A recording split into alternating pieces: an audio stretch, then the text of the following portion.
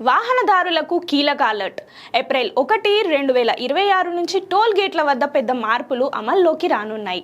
National highways authority of India దేశవ్యాప్తంగా toll చెల్లింపులను పూర్తిగా డిజిటల్ విధానంలోకి మార్చాలని నిర్ణయించింది.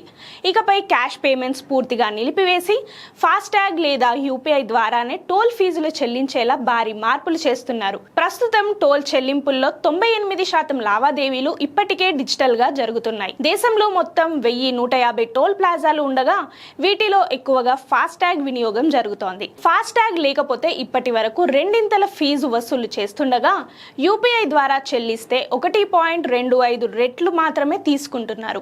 కొత్త విధానంతో రద్దీ తగ్గి ప్రయాణ సమయం ఆదా అవుతుందని అధికారులు చెబుతున్నారు.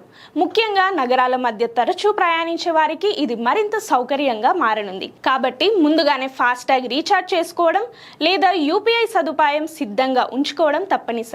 లేదంటే టోల్ వద్ద ఇబ్బందులు ఎదురయ్యే అవకాశం ఉంది.